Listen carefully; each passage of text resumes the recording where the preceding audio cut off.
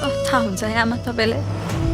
यही कुरा म बिहे गर्नुभन्दा अगाडि किन थाहा पाउनु भएन कि मलाई बिहे गर्न मन थिएन, पढ्न मन थियो भनेर। हेर त्यसो नभन्, माया गर्ने जैसा पाकी छस्। Hello movie lover, how are you? I hope तपाईँहरू सबैजना सन्चै हुनुहुन्छ होला। साउन 1 गतेलाई प्रदर्शन मिति तोकिएको फिल्म गौथलीको टिजर यति बेला युट्युबमा आइसक्यो र यो टिजर हेरेर म एउटै कुरा भन्छु, मजा आयो। र गौथली फिल्म डाक्टर भोला रिजालले लेख्नु भएको हो र यसको डिरेक्सन कपिल रिजालले गर्नुभएको छ। उहाँले योभन्दा पहिला जितु नेपाल र साम्राज्ञी आर्यल शाहसँग एड आएको रहेछ नि, वीर्यदान गर्नेले 30 लाख पाउने भनेर।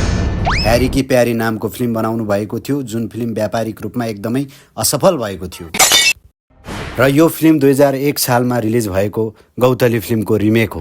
अब फिल्म राम्रो बन्छ कि नराम्रो त्यो त पोस्टर र टिजरको भरमा भन्न सकिँदैन, तर यो टिजर हेरेर यति चाहिँ भन्न सकिन्छ, अरुण छेत्रीको अभिनय दमदार हुनेवाला छ। उनले योभन्दा पहिला महापुरुष, पेमा र पहाड जस्ता फिल्ममा आफ्नो अभिनय कौशलता देखाइसक्नु भएको थियो।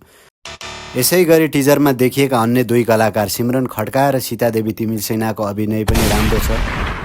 1 मिनट 30 सेकेन्ड लामो टिजरमा मात्र हामीले गौथली पढ्न जान मन भएर पनि उसको बिहे गरिदिएको र उसको बुढाको मानसिक अवस्था ठिक नभएको जस्तो देख्न सकिन्छ।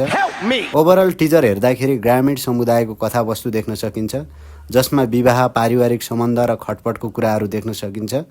कथावस्तु अलि पुरानो भएको कारणले बक्स अफिसमा कस्तो चल्छ त्यो त साउन 1 गते नै थाहा हुन्छ।